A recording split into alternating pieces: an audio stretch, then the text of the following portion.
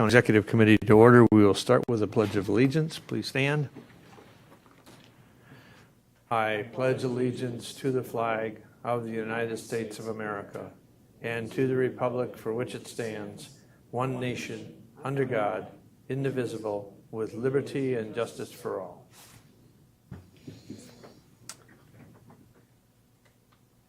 Thank you, and we will move on to item number 3 on the agenda, and that's public comment, and no one has approached me or the clerk to address the committee, and so we will move on to item number 4, approval of the Executive Committee meeting minutes from October 13th, 2022. What is your pleasure? Motion by Vice Chairman McEwen and seconded by Supervisor Mask. Any discussion on the minutes as presented?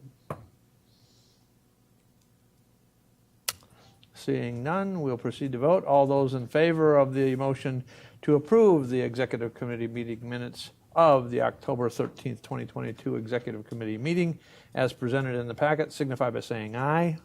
Aye. Opposed, say no. Motion carries, and thank you.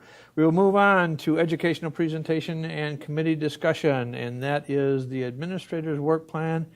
And first off, I owe the administrator an extreme apology, and that is I did not inform him until last night that I had put on the agenda update for the work plan. So he worked diligently to get an update done, and he's going to have, and since last night, and I thank him for that efforts, and he's got an update to provide to the committee.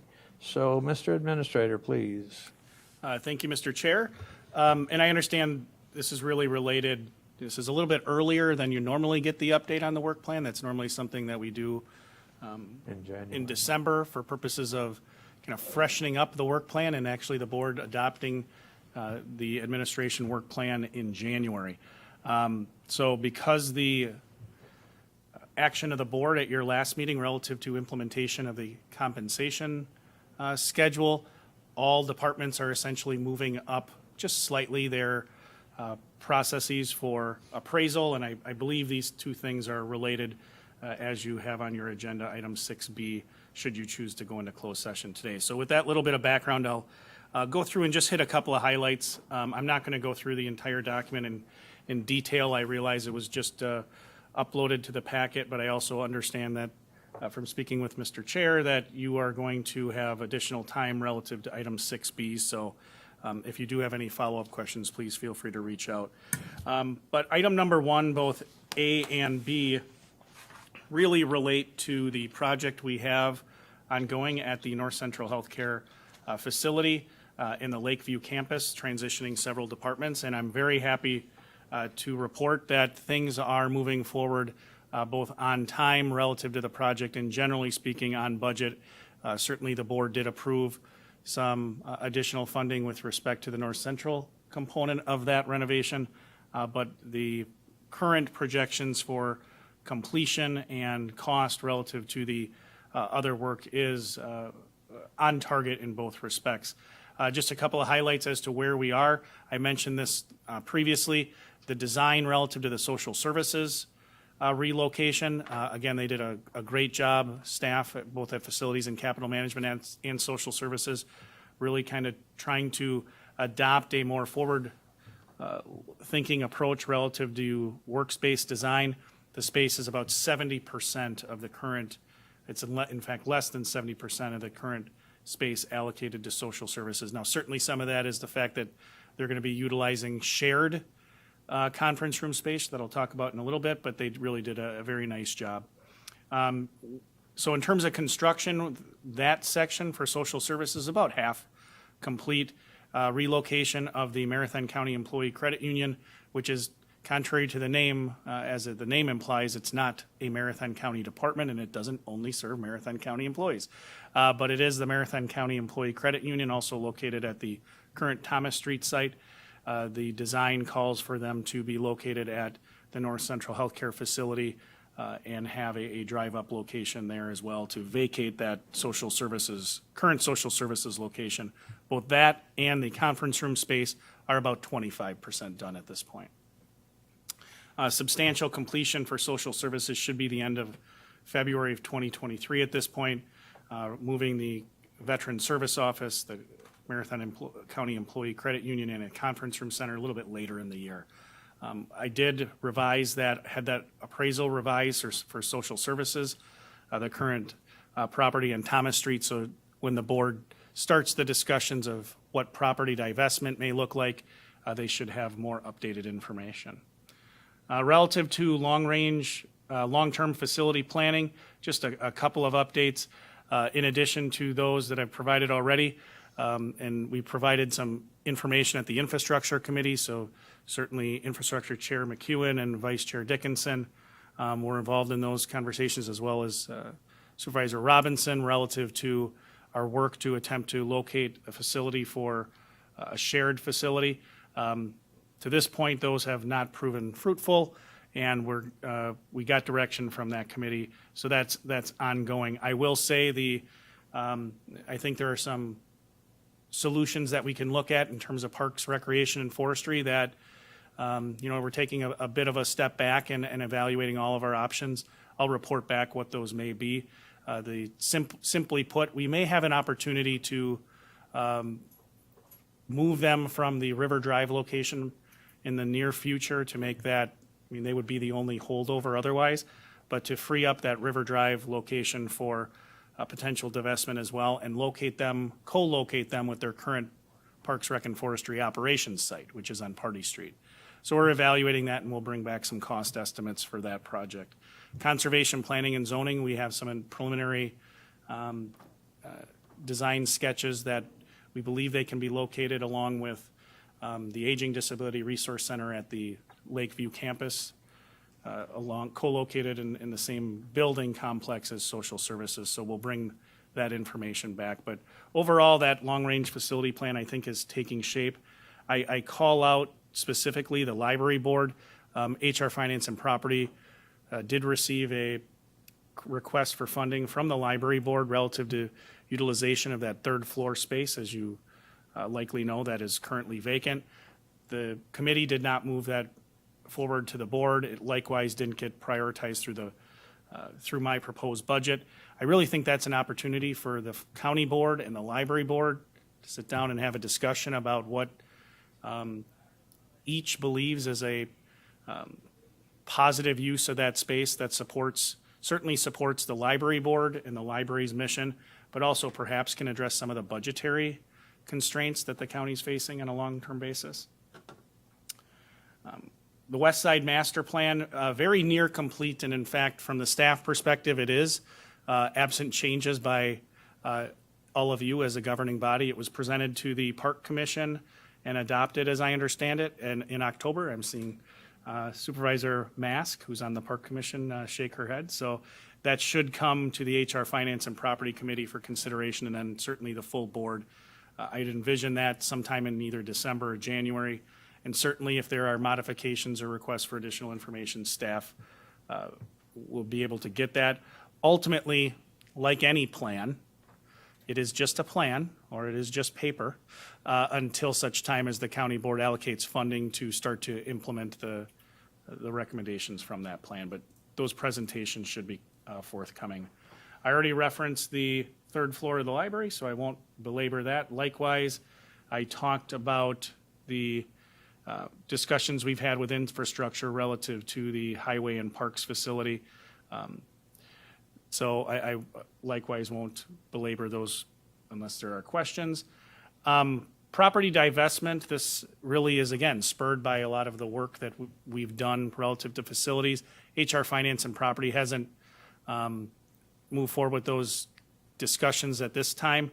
However, just to update all of you, I have reached out to a number of my colleagues and some other local government professionals just to try to get some insights on what those considerations might look like. The general sentiment that's been expressed is every property divestment decision is different, so there's no great insight I can offer at this point, but I'm going to continue to do that. Update relative to the Regional Forensic Science Center. As you all know, the county board did allocate $2 million of American Rescue Plan Act funds toward the project. As it was recently revised through the work of the task force chair, Chair McEwen, that revised plan was actually to locate that complex, or the center, I should say, on the North Central Technical College campus. Another example of sometimes the speed of government is a really good thing. I mean, it's been a long process. I think it's the longest standing task force in Marathon County history, perhaps, 5 years. But the most recent iterations of those partnerships have, I think, yielded the strongest potential partnership should it move forward. Presented the application essentially for funding along with Task Force Chair McEwen and Board Chair Gibbs, WCA staff, and NTC representatives. We presented that to the governor's office on September 26th. I thought the request was well received. We had a packet that was prepared by our communications and engagement strategist, Sarah Severson from my office, and she did an excellent job really putting together a proposal that I think not only communicated all the information we needed to, but did it in a very engaging way. So it's a wait and see right now to see if the governor's office will allocate those funds. I don't know, Mr. Chair, you want me to take questions? Sure, go ahead. Supervisor Robinson.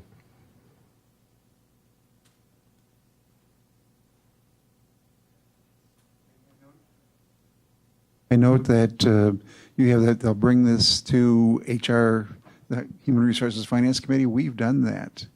I thought we've done the contingent borrowing pending receipt of state funds, so you can update the plan for additional steps taken. I think maybe that's under the historical updates section. I didn't delete anything. I just tried to add to the top, so I don't know if that's in there. But at the top of the... It's under progress. Okay, yeah, I should have clarified my process in terms of offering this document. I really only updated the far right column, so I apologize for the confusion. I just tried to add to the document to not really fundamentally delete anything. So recent updates on the far right convey the action that's been done, but certainly as you referenced, that $2 million has already been approved. Really, we're waiting on the governor's office to determine whether or not there will be essentially another $8 to $10 million through the state that would be allocated. The one thing I can share, and both Chair Gibbs and Task Force Chair McEwen were part of this discussion, about a week or 10 days before we presented to, it might even have been sooner, closer in time than that, but before we presented to the governor's office on our project, an announcement was made that the governor was funding, I believe it was $20 million, to Milwaukee County for a very similar project, updating their forensic science medical examiner building down in Milwaukee County. So I think that's a great thing. And that was our pitch. We walked in and I said, hey, I think it was great you did this. Our need is, it's a great plan because our plan is essentially the same, even stronger, and our need is greater than their need. But I'm hopeful that post-election perhaps we'll get some movement. I know everyone was busy up until recently in the governor's Just a little, office. if I might, just a little bit add to that. Also, WCA went out and spoke to our federal delegation and had conversations with our federal delegation because one of the things that has come back was gone for several years on the federal level was earmarks, and there has been earmarks brought back. And so there was discussion with our federal delegation on potential federal partnering on this project also. So WCA has stepped to the plate and advocated on behalf of Marathon County out at the federal level. So thank you. Thank you, Mr. Chair. Any questions on that? Okay. Supervisor Dickinson. Thank you, Mr. Chair. I do have a question on an item that we already passed. I wanted to get back to that. It was E, about the library board, 1E. On the right side in the far column, there's a couple items in there. You're talking about the HVAC improvements I should ask about. So it says in here, and given the discussion about the library board within our budget, I thought I'd bring that up. It talks about 750,000 to a 1.5 million for HVAC improvements, and it references possibly using the county's CIP for that. My question would be, is there consideration, and if not, why would there not be consideration of the library using some of their fund balance for that? I think that's a perfect conversation of what the expectation of that fund balance is for. Historically, that fund balance has been for what I would call small capital expenditures like computers, shelving, carpeting, things of that nature. But it does kind of go back to the discussion that I referenced yesterday. I believe I referenced it yesterday. It's been a long week. But relative to the library roof, there was discussion about whose role is it anyway to fund large-scale capital projects. And my characterization, and it's just mine until the board tells me I'm right or wrong, was that the county is responsible for anything in the building. If you think about it, you pick the building up and you shake it. Anything that falls out is the library's job. Anything that stays with the building infrastructure is the county's job. But HVAC and roofing would generally be the county's responsibility. But I think clarity around those roles, to your underlying point, I think is helpful. The third floor HVAC project, I can check with our facilities people, but in your current budget document, there's the chiller replacement, which is really a cooling project, but I believe that's for the entire building. That would cover the full building, whereas if you just dealt with the third floor, you're looking at this projection that was historically provided in the document. Regardless, that didn't move forward. That ARPA project was not moved forward by HR Finance and Property, and I did not include it in the budget because, as I referenced, I think it's a good opportunity for the library board and the full board to sit down and say, what really supports the mission of the library in this space, and what is the expectation moving forward on the part of the library board of the county relative to maintenance of that space. The request was specifically for converting that space, I believe, into an audio-video sort of hub for individuals within the community to utilize, similar to what exists in some high schools, or the Wausau Access Media people have the ability to, if you want to have a cable television show on local cable TV, that sort of situation. But like I said, that didn't move forward. I hope that answers your question. It does, and then I have one additional, and that is in regards to the third floor and the conversations of what would be done there. If there was something done there that would, is the potential, or does the potential exist that the third floor could be a revenue stream for the library in some fashion? And if so, would those funds then reside with the library? First, answer to your first question, absolutely. With respect to the second question, I'm not sure.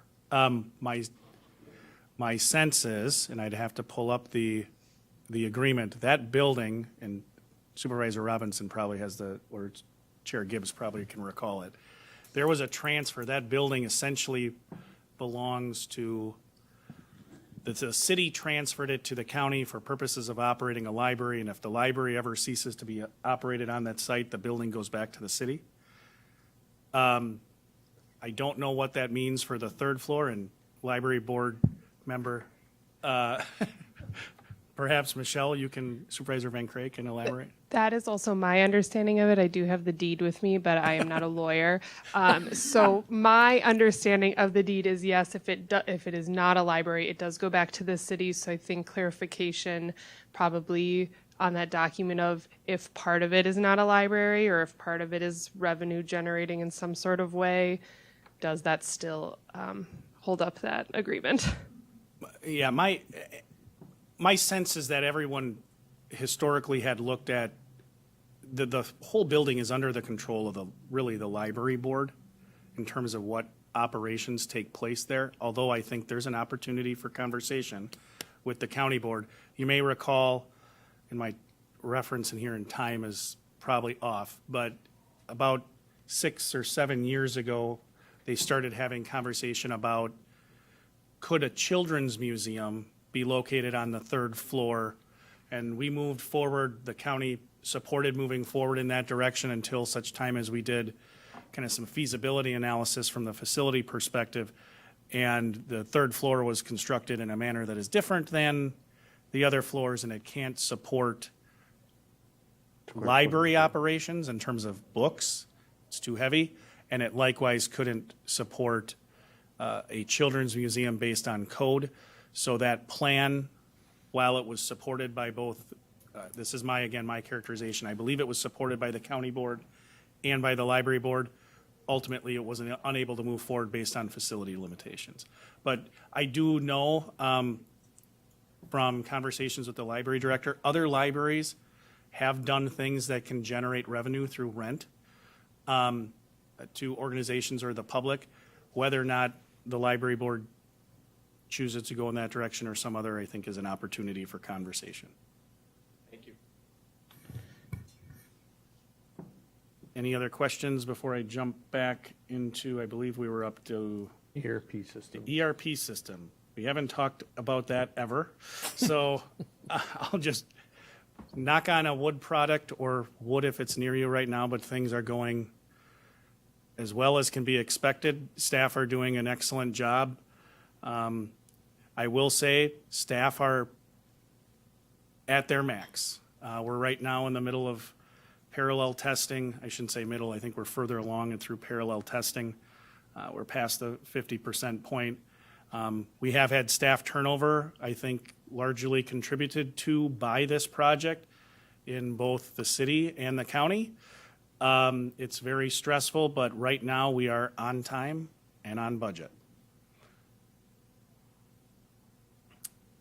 American Rescue Plan Act deployment. You are now, in terms of kind of process, round 2 has closed. I've compiled the additional 10 applications for consideration by the HR Finance and Property Committee and the full board. I would anticipate that HR Finance would take those up post-budget sometime in December, most likely, or the latter half of November. Round 3 is open. You've already received one new project. This won't surprise you, but you have far more project requests than you have funding to allocate. Community development block grant dollars. Bottom line up front, we have had limited deployment of the housing-related funds. So the consensus from Health and Human Services was to, if we're not deploying those funds, return them to the state for their consideration for additional deployment. So we've moved forward with that. McDevco, who's responsible for the small business assistance, continues to attempt to deploy those funds locally. Our capital planning work, this actually comes up at a number of different times in this document, but we have, for those of you that have been on the board for a number of terms, I think we have certainly increased the amount of information we've sought to make available to you for consideration with our capital improvement program. There were 400 pages of projects that were submitted through HR to try to give context to all the projects, which I think is a move in the right direction. However, I do see some shortcomings with respect to that process, and look forward to sitting down with HR Finance and the full board to talk about how we can improve it. But overall, I think we're heading in the right direction. The real opportunity we have, and this has been brought up by certainly from the staff perspective, is relative to rolling stock. Our rolling stock processes haven't improved in terms of funding or process for over a decade, and we need to do some things to address that in 2023. But certainly in next year's submission, I do envision trying to deliver that each of the projects in a more refined way, where you get kind of perhaps a cover sheet for each project that succinctly states more clearly what those projects are. But it is a different process than we've used in the past, but I believe it's serving us well, focusing again on those items that are end of life, necessary and routine maintenance pieces, making sure that we fully fund those and identifying, when necessary, alternative funding streams. The use of our vehicle leasing program, we haven't done the evaluation on that directly, but I do think in 2023, the alignment here is with rolling stock. For those of you that have been to a Wisconsin Counties Association conference, or if you peruse their website, one of the service providers they utilize for this sort of work from the vendor perspective is Enterprise, and we've utilized them from a couple of departments to essentially, rather than buy a vehicle and drive it until, like our policy, generally speaking, our policy for a normal vehicle is 12 years, 120,000 miles. Enterprise takes a different approach. They purchase utilizing a lot of the government discounts that we get through our cooperative purchasing agreements at a reduced rate, drive that vehicle, operate that vehicle for a number of years, and then really sell it at the most opportune time when it's advantageous financially. And if it works perfectly well, you essentially sell the vehicle for what you purchased it, because the government gets those discounts, and you can essentially self-fund through a reserve process that rolling stock. That's what we need to evaluate in 2023. That would work for general autos, but of course for things like plow trucks and boom trucks within our Parks and Recreation Department or graders, that is not available. Long-term capital planning for roadway and bridge construction. I think a lot of movement has been made relative to the work from North Central Wisconsin Regional Planning. Met with infrastructure. General consensus, as I took it from that committee, was maintain the PACER rating, keep our winter maintenance processes and standards in place, and work to increase GTA eligible expenses. The budget that was proposed, I think, did that. That said, I do see some opportunities for continued conversation at infrastructure to make sure that kind of that direction is truly the direction of the board, because that is not going to be inexpensive to maintain that. Parks, Recreation, Sustainability Planning. Staff's time was diverted due to some other projects, primarily the West Side Master Plan, but I do anticipate that I'll have more information to share. I'm meeting with the Parks, Rec, and Forestry Director on November 22nd to assess progress on that. The short explanation of what I'm looking for from this plan, and it's laid out in this document, is really looking at all revenue options that we have. You see the perfect example, camping at camping at the Dells of the Eau Claire or the Big Old Plain. You certainly pay a camping fee, but it is different than what you see if you try to camp at a state park. Camping at a state park, not only do you pay the daily camping fee, but you have to buy the park sticker, right? You don't get into the state park without the park sticker and park there. I'm not saying that we need to move in that direction, but my goal with respect to this planning document is to provide the board with all of the revenue options available to it, and you get to pick what services do you deliver. And you've already picked, you like to have, we want camping, we want various trail maintenance, all those things. The second policy decision is not only what services did you deliver, but at what level. You've likewise done that. The last part is at what cost. Do you want to just charge for camping? What do you want to charge for camping? There are level of service determinations also that the board, I think, has available to it through some of the ARPA requests that have been submitted by the Parks Department. One of the projects in this year's budget is updating some bathrooms at a campsite. The more amenities you have, at least from my perspective, the more reasonable it is to charge a higher fee. But that's a board decision, not a staff decision. So we want to provide you a sustainability plan, get insight from the board, revise that plan, and then my ultimate goal would be to incorporate all of those fees into the annual budget process so that when you approve a budget, you're approving the fees that staff are going to charge throughout the year. Not only in the Parks Department, but across all of our departments. That's my long-range goal. Telecommunications review, haven't had time to make that a priority based on capacity limitations.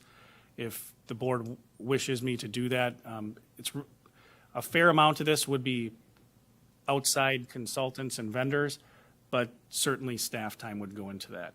Similarly, a cost recovery strategy, I have kept this on the work plan. This actually predated my appointment as administrator, the idea that we need to better understand cost recovery. It really dovetails nicely with the sustainability planning within the Parks Department. This is just on a broader scale, but we haven't been able to move that forward from a staff perspective just based on capacity. The county board utilization of environmental repair funds collected at solid waste. We do have a memo that we will be presenting to ERC and county board I believe in December, with a recommendation on how to utilize some of those funds. There are some statutory guidelines in place, but we'll address that more with the board. We did receive some guidance from the DNR relative to some new mandated closure work we need to do. That the short answer is those funds can be used for. We need to do the work, otherwise we can't take waste at the landfill. So our recommendation is going to be to use those funds to do it, but we're working through the process you've laid out in your standing committees to get that in front of ERC and ultimately in front of the county board to not only allocate those funds, but amend your capital plan. Staying with solid waste, we've continued our conversations with that third party that's been interested in purchasing the third party that already exists on the landfill and has access to landfill gas. I don't have any more meaningful updates to give other than the updates I provided in closed session previously to the Environmental Resources Committee. Criminal justice initiatives, the significant staff time has been going into the Criminal Justice Coordinating Committee and the Criminal Justice Coordinating Committee Executive Committee. Both Chair Gibbs is the vice chair of each of those. I serve on that. County administration staff also provides staffing resources for it. But it has continued to work well. Discussions have continued around justice system needs. Those needs have been communicated to the Public Safety Committee. That body, the Criminal Justice Coordinating Council, was the body that moved forward the idea of the data officer position that is discussed within the proposed budget and the budget that was moved forward by HR Finance and Property Committee. That body directed provided guidance to administration that it was such a priority within the justice system to look for funding necessary from within the justice system to fund that position. The Criminal Justice Coordinating Council also has suggested and Public Safety has recommended changes to the strategic plan to require a white paper on the issue of the shortage of criminal defense attorneys, both relative to the Public Defender's Office and private lawyers that take public defender appointments and its impact on the justice system. Essentially a white paper seeking what can the county do to address this issue. Some counties have done things as simple as increasing the rate that they pay for county appointments for those indigent defendants. That sounds simple, but it costs money, and we certainly don't have a great deal of funds to do that. But I do think there are some innovative opportunities there. I believe there's a question. Supervisor Robinson, please. This relates to the Criminal Justice Coordinating Council, and it deals with the opioid conference I was at today.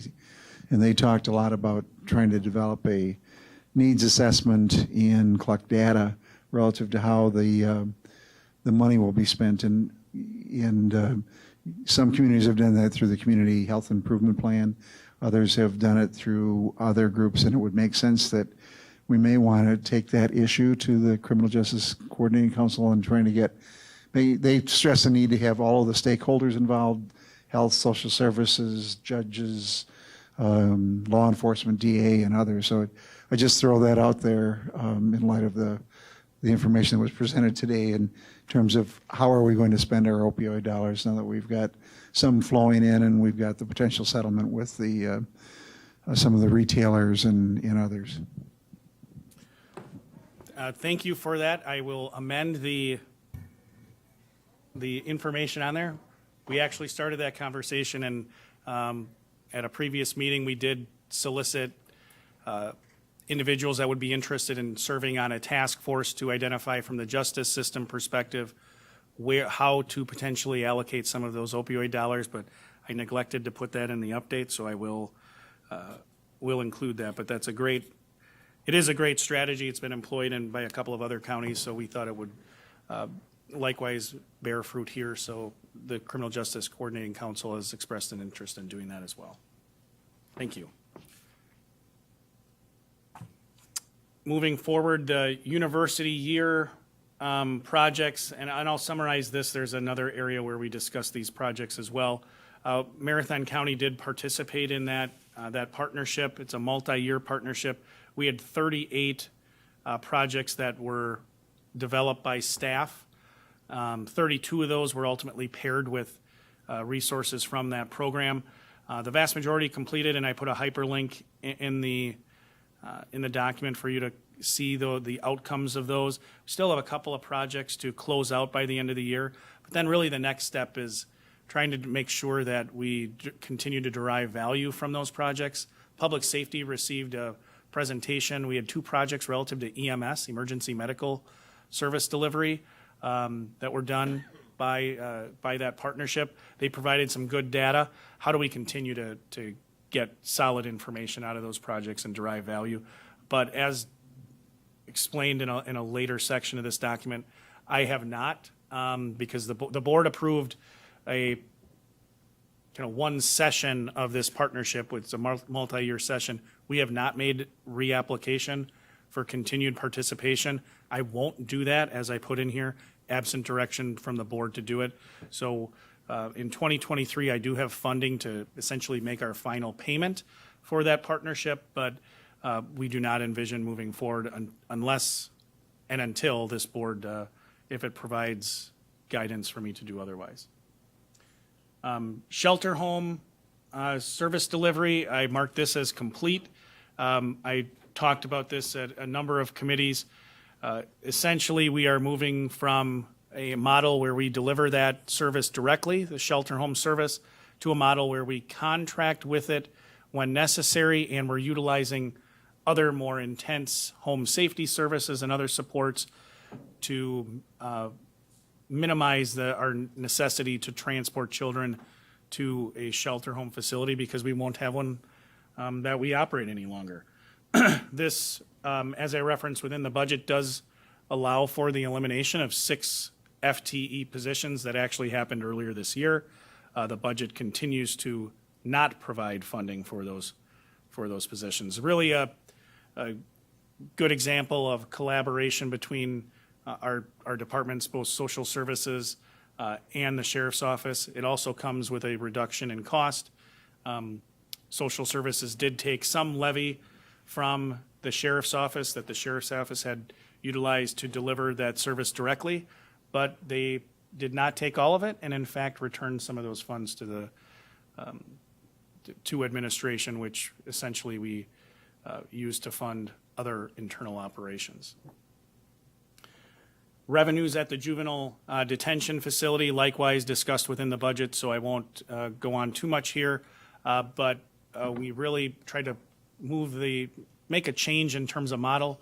Essentially, we operated, this is an analogy that just came to me, but I'm gonna roll with it. Essentially, we operated a hotel where you could, as you needed it, by the day.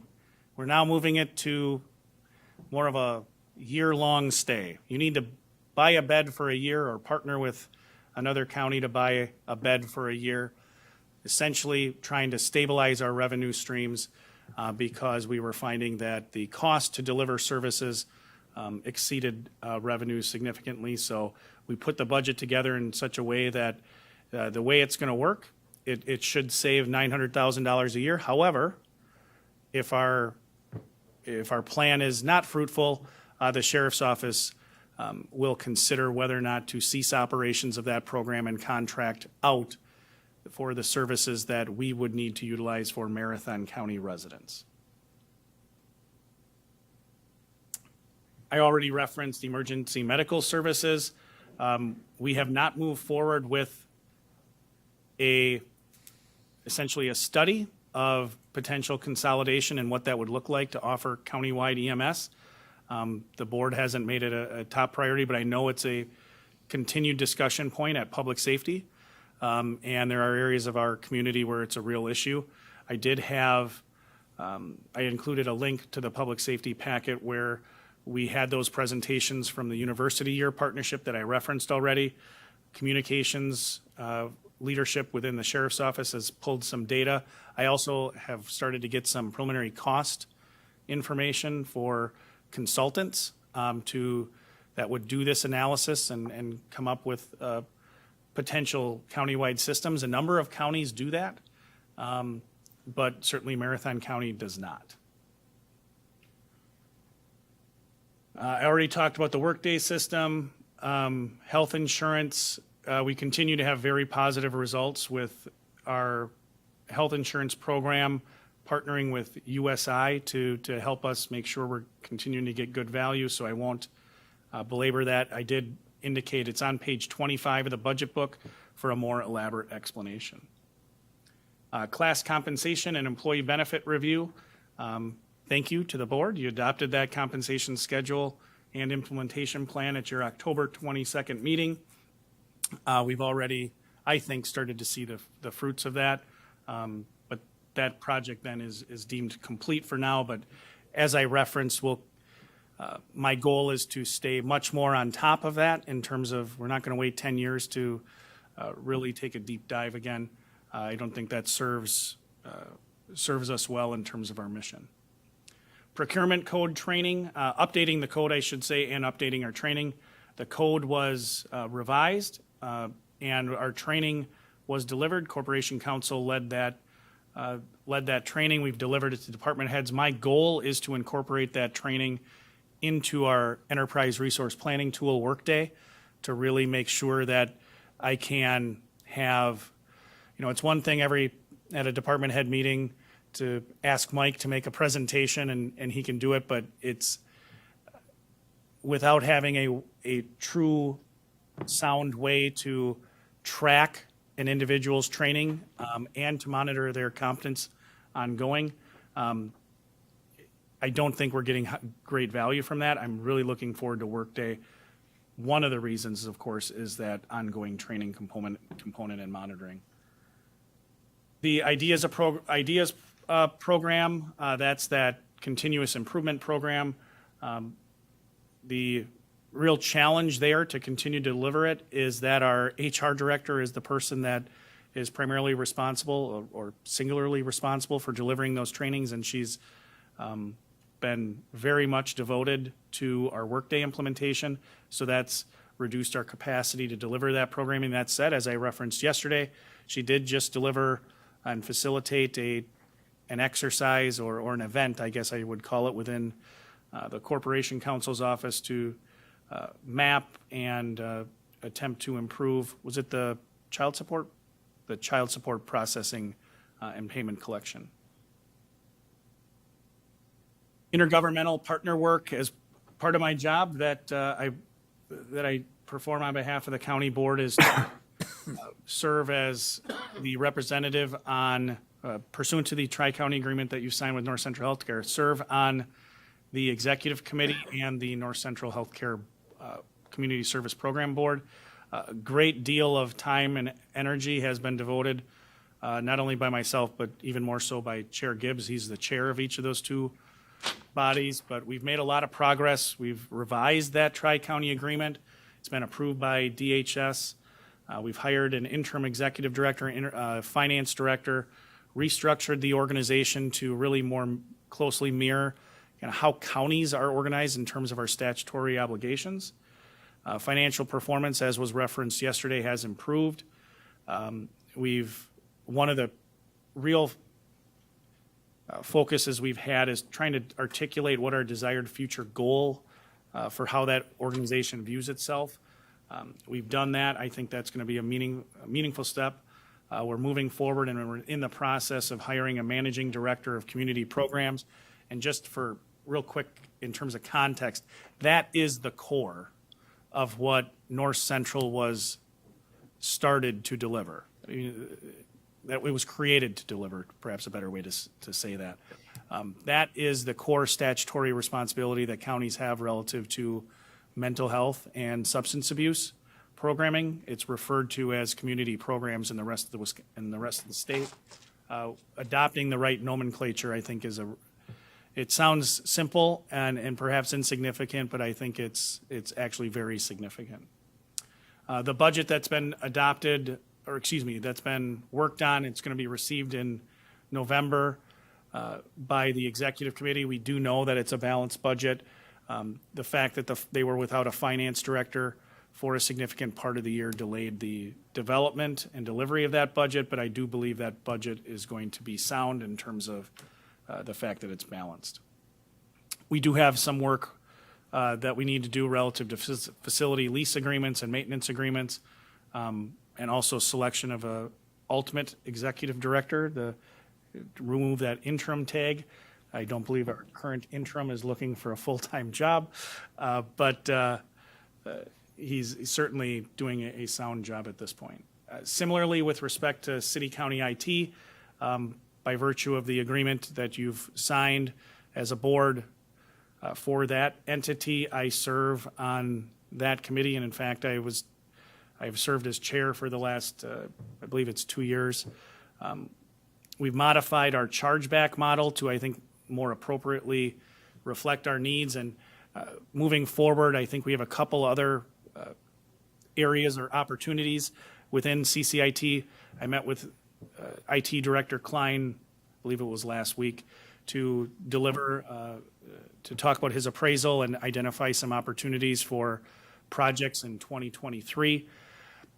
Trying to find ways to give departments the opportunity to meaningfully impact their IT spend in a positive way, to reduce it, I should say, I think is one thing we're looking to do, and also making sure we're not duplicating software utilization across the three entities, the county, North Central, and the city, should alleviate some of our capacity constraints. The public library, I have received from the library director revised memorandums of understanding and contracts for service for a number of areas, legal assistance, facilities, and financial, just to name a few.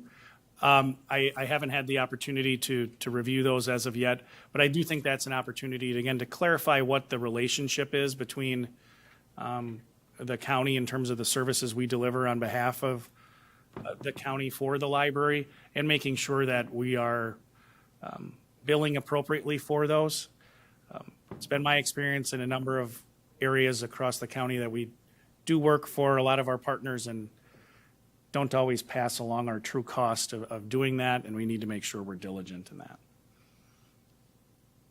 UW Stevens Point Wausau campus. I already referenced the West Side Master Plan, so I won't belabor that, but clarifying our long-term relationship and the roles relative to facility maintenance, I think is something that the county board, I'm looking for some direction, and also I think there's an opportunity for the board to be directly involved in those conversations.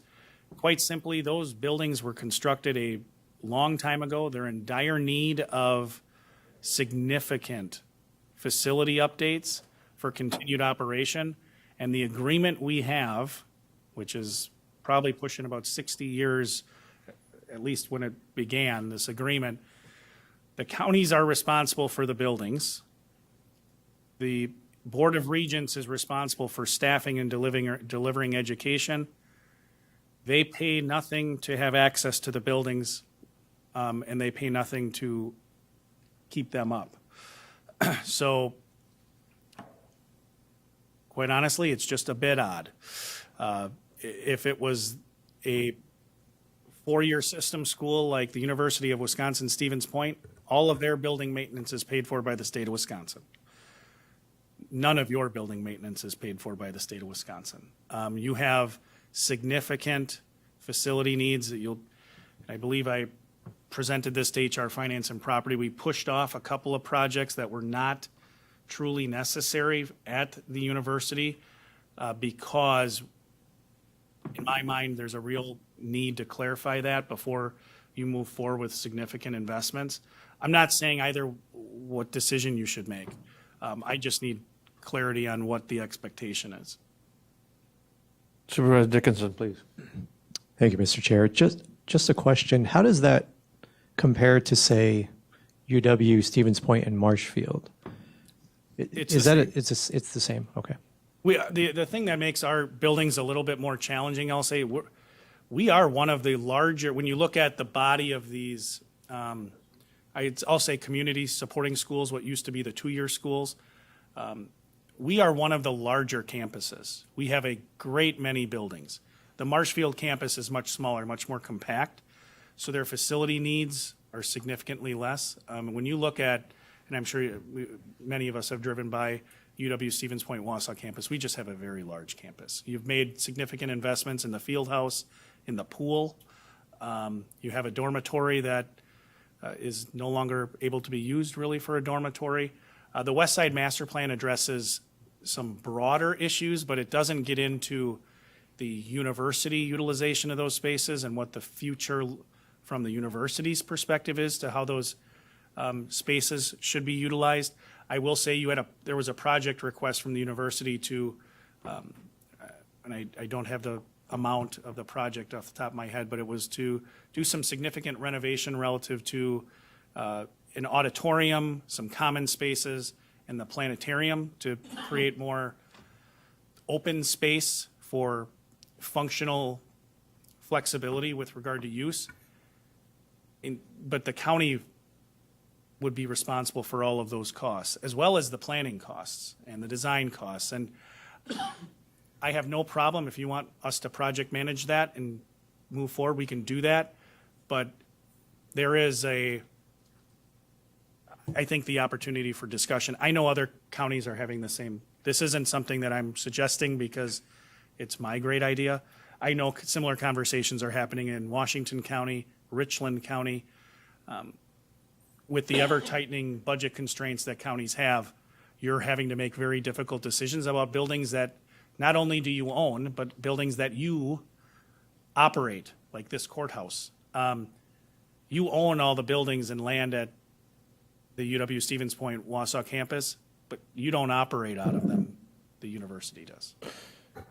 Just to go along with that, one of the major concerns that I think has been expressed by multiple board members in fact has also been expressed by some of the staff at the UW was enrollment had at one point declined. And so was there a long-term commitment to having that campus continue to remain open?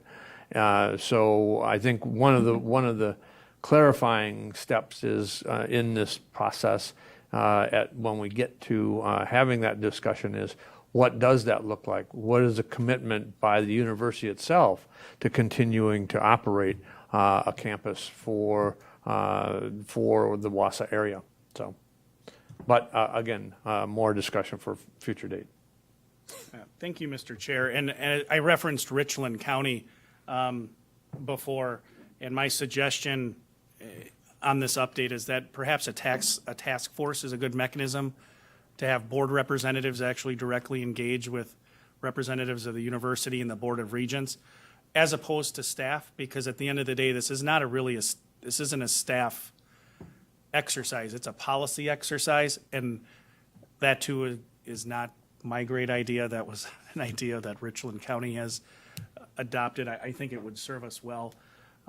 But as I referenced before, there are pretty significant facility projects that you've recently moved forward with at that university, and those needed to be done. But more are on the way, and clarification of that relationship, I think, before you move forward in that direction would serve us well. Comprehensive review of the Marathon County Code of Ordinances. This is something that I know Clerk Trueblood put together an estimate working with our current online code vendor to do that. There are a number of areas of your code, and in fact, Supervisor Baker referenced one area yesterday relative to your fund balance policy. I mean, there are some areas that are inconsistent internally. We've corrected those on a as needed or as discovered. Thank you, Mr. Chair. As discovered basis. Chapter 6 was one area that Public Safety just addressed. Corporation Counsel and our Emergency Management Director spent a good amount of time bringing those forward. We also need to do that infrastructure. Chair McEwen has brought up the Assembly Ordinance within Chapter 12 that there's some legal and practical considerations there. So we'll continue to do that, absent it being made a priority by the board and allocating funding to do it. It's certainly going to cost money with respect to external resources, or if you choose to do it internally, we can look at that. Again, I think if you're going to do it internally, a task force is a good way to do it. You do have a lot of ordinances. And again, updating ordinances isn't necessarily a staff exercise. We can help you in identifying where there's internal inconsistencies. We can make recommendations, but as the Counties Association explained when they first came here this term, one of the primary policy actions or policy implementation tools you have are ordinances. Public records and retention updates. Staff have done a significant amount of work. We're still, based on budget work, we were delayed a little bit, but I won't belabor those points. We're really trying to make sure that our records retention schedules are where they need to be, because they were almost as old as our procurement code. Supervisor Robinson? Supervisor Lanahan and I had a parking lot discussion on the open records component. Could we include in there, as we're looking at our records retention policy, just updating our open records approach? And we flagged down the fleeing Corporation Counsel and asked him about our policy, which we were informed isn't. So I think that it would behoove us, as we're looking at that records retention, to look at it in light of the open records law as well. I think that's a great point. And one of the things that the second step of this was, or the second area that Corp Counsel and administration are working on, is a social media policy, because that is one of those areas that bleeds over into open records and records retention. And how does that interface with elected officials? We've done training for what I'll call staff elected officials, so the sheriff, district attorney, register of deeds, treasurer, Clerk Trueblood, and others, trying to make sure we're going to develop a policy that kind of meets the needs of those elected officials as well. But to your point, Supervisor Robinson, I think we can certainly continue to engage the board on those discussions. Evaluation of the Start Right model of the nurse home visiting program. I put in a pretty substantial description of what that looked like. I won't belabor the point. In my mind, this is complete, absent further directive of the board. The board in previous years has certainly discussed Start Right and the need for better data relative to program effectiveness and return on investment. Working with the Board of Health, we engaged the university year program, engaged professional staff to do that. Essentially, the summary was Start Right isn't set up really to do that very well without a significant expenditure of cost to gather that data and analyze that data. So staff delivered its recommendation to administration after investigation by staff, to recommend the nurse-family partnership delivery model. Won't go into the rationale. There is certainly, if you care to watched some educational presentations where it was discussed at the Board of Health August 2nd and at Health and Human Services on August 3rd, that we would make that change through the budget. And without direction to change that or terminate that home visiting program, that transition will happen. But certainly, I appreciate that that is being discussed, and whatever the direction of the board is, we will work to affect that. Supervisor Dickinson. Just one question on that. In that last paragraph on the right side, you talk about the transition to take place in 2023. If it does move forward, is there an anticipated date to transition over from Start Rate? And how does that work with the budget, with the funding of it? That's a good question. I don't know that I have the specific information. I know that the budget that was built by the health department envisioned the reason that the cost reductions are not fully realized until 2024 is because there are startup costs with joining the consortium. But that transition would take place, I believe, January of 2023. We have notified all of our partners with StartRight, but perhaps Health and Human Services Chair and Board of Health Chair Van Cray can elaborate further. You are correct. Supervisor Van Cray, please. Thank you, Mr. Chair. So on page 65 of the August Board of Health packet, there is the implementation milestones. So starting in September is when the consortium agreement was to be signed, and then the transition planning for existing clients began for the rest of this year. January 1st, 2023 is program implementation beginning, and they're doing promotional material development, distribution to partners and key stakeholders, website updates, and then staff will begin to attend the required trainings. The hope is March 1st, 2023 begin seeing clients through NFP, and then March 31st, 2023 is when the conclusion of our Start Rate contract with Children's will end. So for that first quarter, we'll still have that contract with Start Rate. All right, thank you. Thank you very much. I already referenced our university year projects, and the link is in there again. I already made references to the, this is actually comprehensive plan. This committee is very well apprised of where you're at with respect to the update of the strategic plan.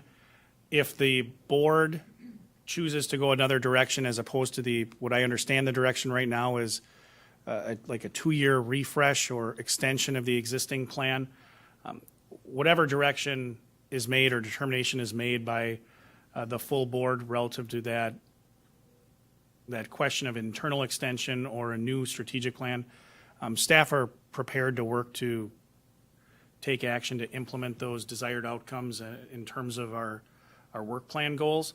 But until we have that direction, I just note that significant progress hasn't really been made.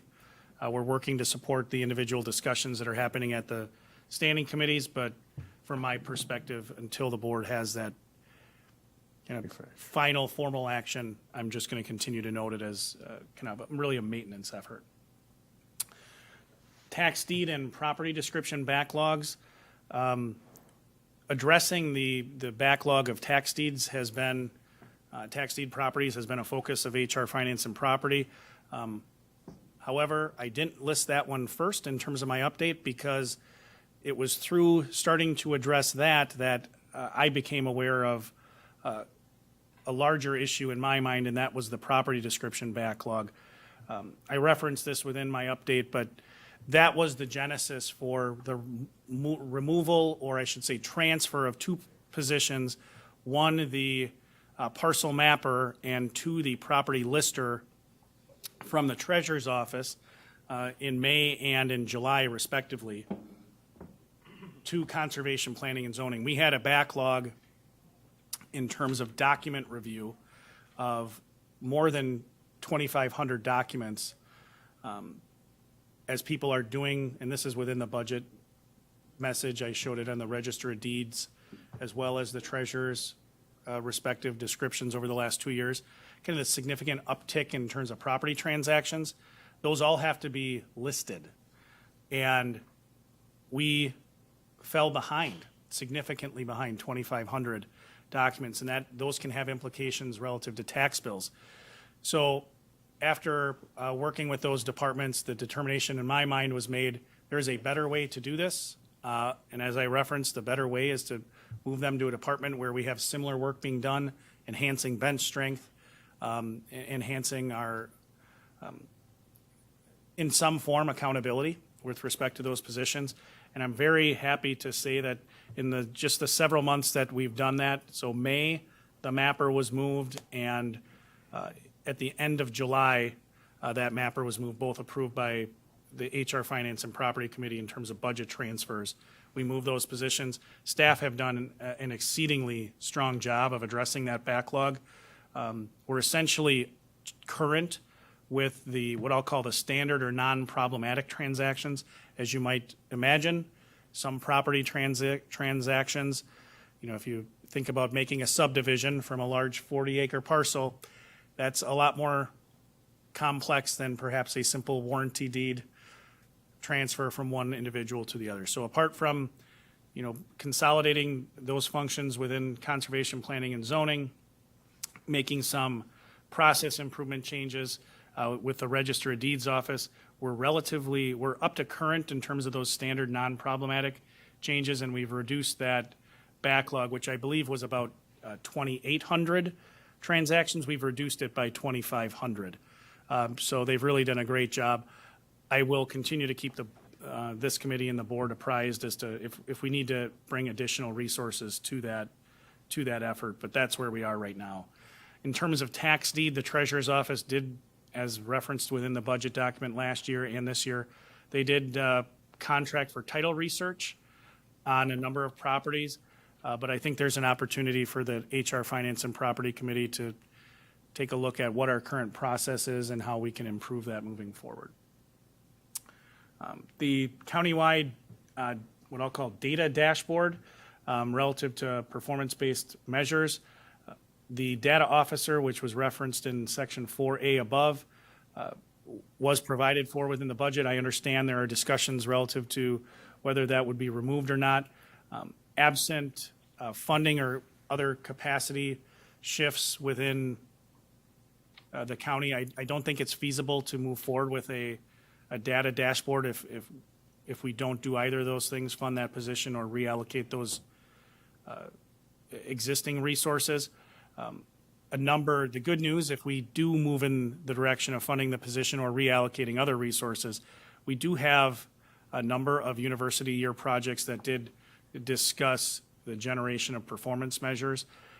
My plan with respect to the data officer position was to have that begin working within the justice system. I think that's the area where we have the most data. We can that's the lowest hanging fruit is perhaps the best way to say it. If I might just a little bit, Mr. the Administrator, is, the CJCC has significantly and supported this position because there is so many opportunities for data that can be utilized to actually effectuate costs and the delivery of those costs that the county is ultimately responsible for. So without that data, in some cases, we're making the best educated guess you can. But I think what the CJCC, the Criminal Justice Coordinating Council, has understood is that to make the most intelligent, informed decision that you can, you need accurate data.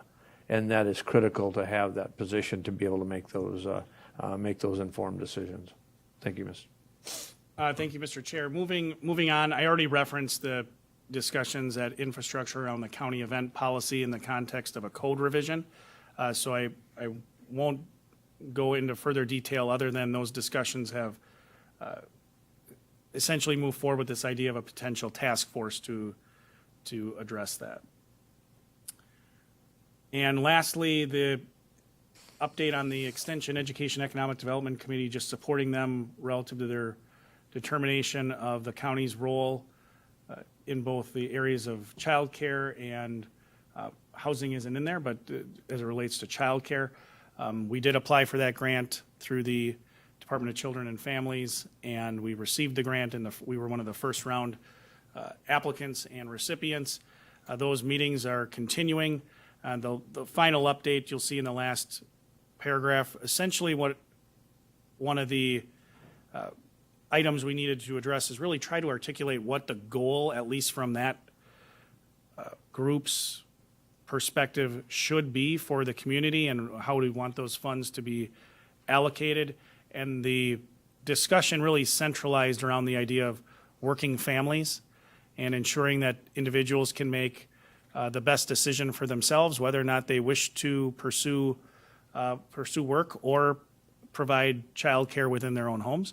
So this is the desired future state that was articulated by the group, that all working families in Marathon County have accessible, affordable, quality childcare in their community.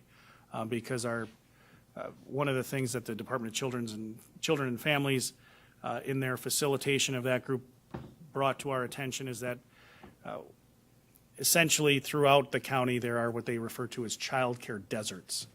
That we have a significant childcare need. It's not something that, in fact, is a need only in the city of Wausau. It's throughout the county, and in fact, in many respects, in the more rural areas, the needs are greater, and certainly different, but in many respects greater. So that went on longer than I anticipated, Mr. Chair, but that's generally how I operate. So I'm happy to take any other additional questions. Any additional questions on the update from the administrator's work plan? And maybe as alluded to a little earlier, before we get to item number 6B, in light of not having the administrator's work plan update in part of the evaluation process of the administrator is the progress on that work plan. I'm going to extend, and we also have, right now, we have 3 committee members of the executive committee that haven't completed the administrator's review. We're going to reopen that administrator's review in light of providing the administrator's work plan update, and we will have that discussion in December. So I'm going to effectively pull item 6B from the agenda, but also provide update that we will hopefully have those additional 3 supervisors provide their eval. We'll also have to share with you the self-eval that the administrator will do. I will email that out to each of you. And if you have already completed the eval, I want to thank you for that. But you will have the opportunity to update that at any time. So we will look for a whole new round of evals. If you want to leave your evaluation exactly the same, if you kept a copy of it, please just resubmit it so that we have a whole new set based on the update from the work plan, and so that we can look at that. And the Corp Council will make that summary available for discussion in December. So with that, any other questions on the update on the administrator's work plan? Okay, seeing none, we'll move on to operational functions required by statute, ordinance, or resolution. Discussion on the strategic plan updates from the standing committees and possible recommendations to the county board. I'll give a little bit of context here. Ultimately, in our board rules, the executive committee is ultimately responsible for making recommendations to the full board on the strategic plan update. The strategic plan itself. And in fact, the vice chair is in charge of the strategic plan. And so we have been working towards providing an update and an extension of the strategic plan. Each of the standing committees have been doing their work. This committee has reviewed some of those updates. We've provided some feedback. Some of that feedback has been taken back to some standing committees, and they've also done some additional work. And we have in the packet an update. I'm assuming it's the final update from ERC committee, and so we'll have a discussion about that. But what I would allow the vice chair to explain what our next process is going to be and how we look to address our recommendations to the full board for discussion. Vice Chair McKim, please. Thank you, Mr. Chair. As far as the revisions, like Chair Gibbs said, that we have one left from ERC committee for 5.2 and 6.3. There's not a lot of changes. They've had this completed, I think, for quite some time, but with their agenda items, they weren't able to get this presented. So the thoughts is that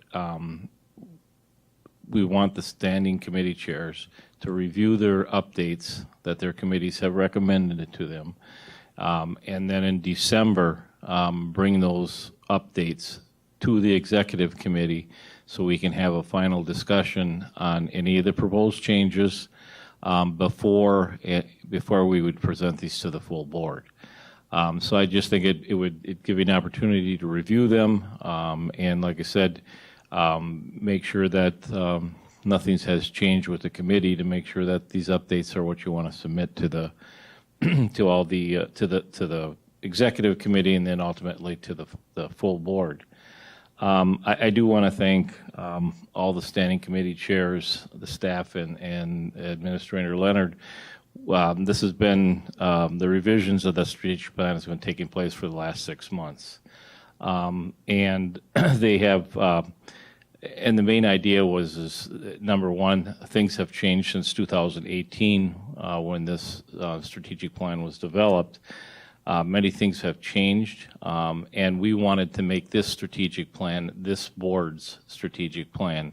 So that was the purpose of asking every standing committee and every supervisor that is on the board to review the objectives that their standing committee were lead committees on, and make any recommendations or changes to that committee. And the vice chairs of each one of the committees kind of took charge of this, and they did an excellent job putting these revisions together. So basically what we're looking at is in December, we would discuss all the changes amongst the executive committee, make any final recommendations that we would bring to the entire board. And I don't know if it would be in December or January. It depends on what the chairman is looking at. So, any questions? Supervisor Robinson? Just a comment, HR Finance has not completed its work. We will do that on the 22nd. We were waiting for other committees to complete their work, and then they had a number of issues that needed wordsmithing, and so we will have those done on the 22nd and bring forward those. Thank you.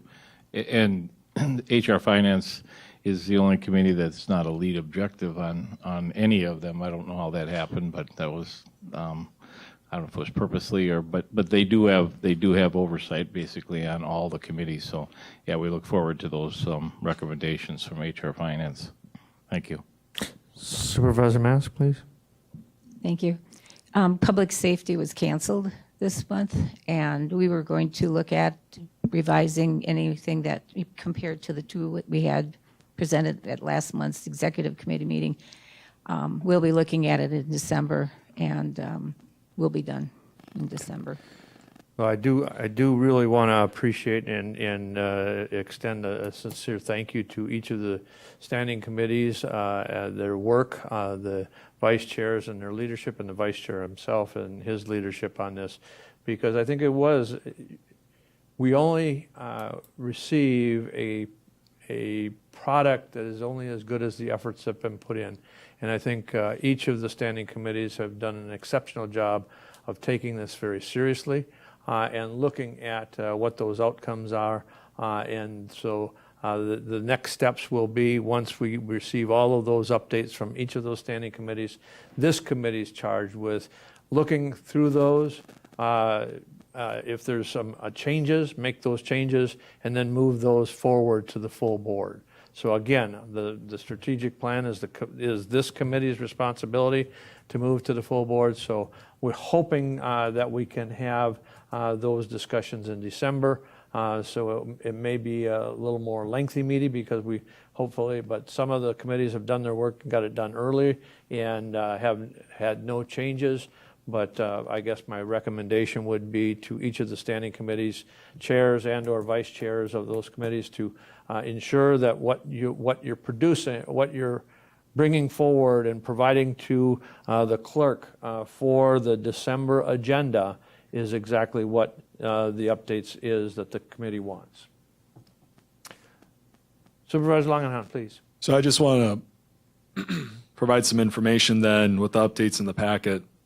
Thank you, Mr. Chair. You bet. The updates that you see in front of you right here have the approval of the ERC. They reviewed all these final changes. They signed off on them. These are ready to go then for December. If there are any changes that need to be made to them from feedback from the executive committee or any of the county board members, I'd be happy to take that feedback and put it on the agenda for December for the ERC. But for all things considered, this is pretty final right now. I can go over it briefly to. By all means, please. Okay. So largely, when I say largely, I mean probably 60 to 70% of our work plan in regards to the strategic plan really isn't changing. We're keeping the objectives of 5.2 and 6.3, but we're changing some of the outcome measures and strategies underneath them. So Objective 5.2 doesn't change, promote sound land use decisions that conserve and preserve natural resources and decisions with economic development and growth. We are the Environmental Resources Committee. That seems like we would have the responsibility to implement this objective. The two notes under there, deprioritize strategy D, keep all other strategies. If you look at the existing strategic plan, strategy D for objective 5.2 is develop a land capability index. And the interesting thing about a land capability index is that nobody seems to know what a land capability index is. We're going to develop one, though? We will not be, because we do not know what it is. We do not know why it was placed in this plan. We have had numerous discussions with both current employees and I believe even past employees, and we have not determined what that is. So rather than make a plan for the sake of a plan, we are going to just not do it. And then revisions to the other outcomes as follows. For outcome measure 1, by December 31st, 2024, phosphorus from cropland and farmsteads in the Fenwood Creek watershed will be reduced by 20%, or 14,016 pounds. A lot of the policy work that we do at the ERC is in relation to, of course, groundwater protection. But in regards to that, a goal that we have is to reduce phosphorus, because if you reduce phosphorus, you have better groundwater. So I believe that this one in particular is one that we are really just extending on with our work. We have seen some positive movement in this in the last numbers that we got. I want to say it was an 11% reduction, but I can't say that for certain. I'd have to look into that a little bit more, which is a good sign, because this is a difficult objective, because a lot of times you're talking about providing strategies for private individuals to try and change practices. And we have developed a number of strategies over the years to try and incentivize that. But nobody has cracked the code in regards to this. As for outcome measure 2, by December 31st, 2024, Marathon County will hold one continuing education event per year for all towns to better educate them on sound land use development options. In regards to this one, the original objective was for 4 or more additional towns to adopt the Marathon County zoning code. A little bit of background for you all on zoning. Towns can have either their own zoning code, they can adopt the county zoning code, or they can have no zoning. One time in Marathon County, I believe it was a perfect split between the 3 groups. Now I believe we have, I think, a little over 20 towns in county zoning. I don't know the exact number off the top of my head, but it's a considerable amount. And what we discovered was that rather than having It's 18. It's 18, thank you. About 20. In regards to whether or not they adopt the zoning, in this case county zoning, That creates some efficiencies in the zoning process because if they have the zoning code, our staff can assist them in administering that code. Otherwise, they're responsible for all their own costs and fees with their own town zoning code, and they have to administer it themselves, and often they have to contract with outside services in order to do so, which can be costly. What we discovered was that in regards to the towns that have no zoning or have their own town zoning, is that that's part of their community character, and they don't necessarily appreciate having the county zoning code. They've done things that way for a long time, and they don't appreciate the county coming around and telling them what to do, which I can respect. In that case, what we discovered was that there's an opportunity for us to improve the zoning process by providing education to these towns to help them understand how the process works from statute and how the process works in the county. So rather than saying we're going to pick an arbitrary number of 4 to bring into county zoning, we're instead going to provide education to help those towns understand the process itself in the event that possibly, maybe, not forcing them, that they would come to the county and request to be part of the zoning code because they understand the resources that the county has to offer. Outcome measure 3, by December 31st, 2024, an average of 320 acres of land per year will be acquired by the Marathon County Parks and Forestry. Similar to outcome measure 1, this is an extension. I want to be really clear on this one. The county is not in the business of becoming a land baron. We are not in the business of going out and acquiring land for the sake of acquiring land. What this really does is that if there's an opportunity for our existing parks inventory to become enhanced by acquiring existing property, the county has an interest in doing so because they can add to the benefits of being a Marathon County resident and using the parks. In my experience working with Tom, what I've seen is that the county does not get into bidding wars. In fact, if it is what I would call an attractive piece of property with a lot of interest, the county doesn't even bother getting involved in those purchases because they can't compete with those prices. Instead, I've seen cases where a landowner will go to the county and say, hey, we have this land.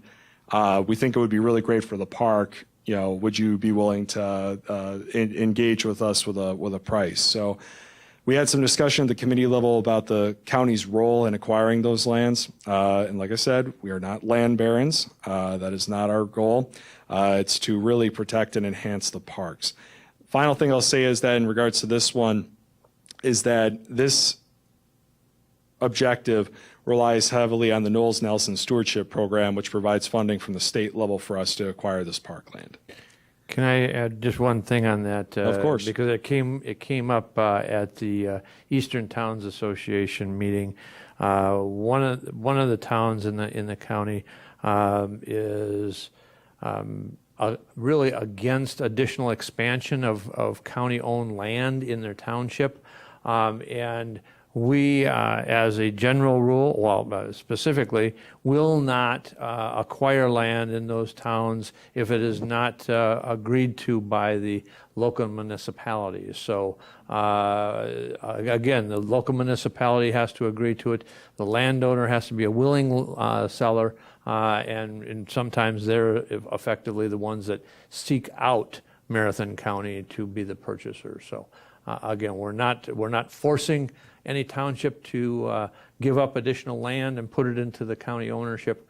It's only if that municipality is agreeable. Pardon me? A municipality. Any other questions on Supervisor Dickinson, please? Thank you, Mr. Chair. So regarding that with the 320 acres, one would be, have you considered sharing the historical data maybe with the Towns Association, maybe over the past so many years of what we have acquired, so it would be, share that with the town so they would feel kind of comfortable with what we're doing. Maybe the reasons for purchasing that would be one thought. The other question really has to do with the term average. So if the strategic plan has been in place since 2018, I believe, if you say you're going to continue, you're searching for an average of 320 acres per year and you haven't met that, what you're saying is in the next 2 years, you're really going to gen it up to look at getting an average of 320. So I wonder if the committee should look at that terminology and maybe adjust that for what's going to happen the next 2 years. I believe the 320 comes from the Parks and Rec plan that is adopted by this full board also, though, if I'm not mistaken. I can follow up with you, Chris. Yeah. Okay. Objective 6.3, protect and enhance the quantity and quality of potable groundwater and potable surface water supplies. Keep all strategies, revisions as the outcomes as below. By December 31st, 2024, the Marathon County Board of Supervisors will adopt a groundwater protection plan that provides state outcome measures of groundwater quality and quantity. A little bit of background on this. The existing groundwater protection plan we have was last updated in, I think I had it up here. I want to say it was 2001. I think it was 2001. So we need to look at that existing plan and determine what changes need to be made because the plan is over 20 years old. Outcome measure 2, by December 31st, 2024, the number of failing private on-site waste treatment systems will be reduced by 750 systems or more. A little bit of background on this one. And I have to be careful here because I am not a lawyer, although I'm waiting to hear for my callback with Law and Order. Wisconsin Statute 145.01 sub 5 tasks the county with regulating pouch systems. Over time, I knew this at one time because there were a lot of discussions at the committee level, but the state of Wisconsin requires the county to remediate the systems that are failing. And there was a idea of having an inventory at one point or another and going out and addressing those systems. But part of the difficulty is that unless you have x-ray vision, how do you know what's failing? So the 750 is when they become addressed, and we know that there are some out there that are failing, not because we have x-ray vision, but because of other reasons, that we help to remediate that because if they fail, they leak into the groundwater. Outcome measure 3, by December 31st, 2024, an inventory of wellhead protection areas, their associated land use, and delineation of the recharge areas will be compiled. Marathon County will reach out to each municipality to educate them on potential groundwater contamination sources and how to prevent the contamination of its wells. This one is new. We had a really robust discussion at the ERC regarding the goals that we put into this plan and making sure that they are quantifiable, well, I should say measurable. And one of the things that we wanted to do in regards to creating this new outcome measure for protecting groundwater was we realized with these wellhead protection areas, we have source water that flows down from snow and rain, and there are these areas that collect them and it goes into the groundwater. We realized that we can inventory them and provide education to help people adopt practices or provide education to help them, if they can do anything to prevent contamination from flowing into those areas from that source water coming down. That's really the idea here. Because this is so new, we do need to do a lot more work as far as putting teeth into this. I will admit that and be upfront with the committee. But it is something that we wanted to look into. It's quantifiable, and that's why we would choose to have it as part of the plan. So that is 5 minutes? That was being very respectful of everybody's time of these plan revisions. If there are any questions, I'd take them at this time. And I believe Lori Miskimins, our director, is joining us as well. Okay, Supervisor Robinson. Jake, I just have a question relative to the last one. And an inventory of wellhead protection areas, is that wellhead protection ordinances, or is that, can you define or clarify for me what that means? And that's part of, because you can have areas that are municipal wells, you can have private wells. We need to define the committee. When I say that we, I mean the committee needs to provide what sort of area that we're looking at. If it's a higher concentration of those sources, or if it's just each individual source. I do not want to see us go into each individual one because I think that would create a lot of headaches with inventorying, and I don't believe the county should be out there inventorying all that stuff anyway. But that was the idea behind it. Other questions for Supervisor Langenhan or for Ms. Kimmins, CPC Director? Lori, did you have anything to add?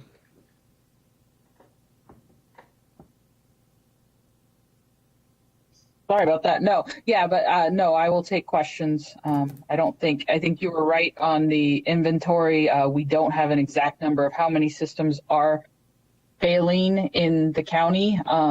The initial assessment done probably 5 or 6 years ago was 1,250 or so systems. I know we've sent out probably close to 100 letters this year confirming some failures. So, and that we, at this point, I think we're at about 300 systems that 300 to 350 systems that we're working towards getting those people to fix those failures, or they have already fixed those failures.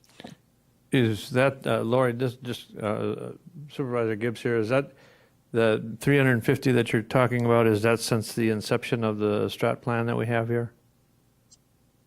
Correct. So we're extending basically, I think when you set up the strat plan in 2018, the goal was 750. So we have made progress towards that 750, but we're extending the timeline out because we weren't doing as much, obviously, during the pandemic as it related to verifying and working with landowners on failing systems. So, in addition to that, there was, effectively a capacity issue with the local contractors' inability to do to manage the number of system replacements that there is. Is that not correct? Correct. Okay. Yes, as well. Any other questions? Supervisor Langen? I was just going to add, if there's anything else, and Supervisor Dickinson, I will work with you. If there's anything else, email me, call me. There is something we will certainly put on the ERC committee for December. If not, you will be seeing this information again then. And if anybody asks me to give a summary of it, I will probably just pull up this recording of the last 5 minutes and play it for you all. Thank you, Mr. Chair. Very good. Okay. Supervisor Van Cray, please. Thank you, Mr. Chair. I'd just like to echo the same for Health and Human Services. Our changes were approved, and those are the final changes. So if there's any further feedback, let us know so we can take that to December meeting. Thank you. And I believe infrastructures are also complete and forwarded. Yes, the one that, the presentation we had, I believe it was in August or September, and there was no changes at the next meeting for infrastructure. So the one that was presented is the one that I'll be bringing forward to executive. Thank you. And go ahead, Supervisor Dickinson, please. Thank you, Mr. Chair. I just had one more note, and this was for HR Finance. I was just wondering if you had the budget process, kind of revamping the budget process, if that was part of the HR Finance strategic plan. It's not as Supervisor Robinson, go ahead. is not part of the strategic plan. I think in light of discussions that we've had, it will be part of our work plan. So I don't think we want to wait. What it will be. I think there's a desire based upon what we learned at the WCA and I think some of the concerns that we've had relative to flow and involvement and that. So I think the administrator and I have talked about getting together right after the budget is adopted to when it's fresh. And lay something out, but I think speaking I think I'll hazard a guess. We'd like to have a new system in place by no later than March 1st. Okay, any other discussion? Okay, again, I pulled item 6B. We'll go to 7. Item 7, policy issue and discussion and possible action, none. Next board meeting will be Thursday, December 8th, 3 o'clock. Committee members we will have a fairly lengthy, well, I shouldn't say a lengthy, but we will have all of the strat plan updates from each of the 6 standing committees, and we will also have the closed session for administrators review and eval. And so, but any other future agenda items, if you have some, please let me know. Other than that, we're down to item number 9. What is your pleasure? Motion by Supervisor Dickinson, second by Vice Chair McEwen to adjourn. Is there any discussion? Seeing none. All those in favor of adjournment signify by saying aye. Aye. Opposed, say no. Thank you, everyone. We stand adjourned, and I will see you in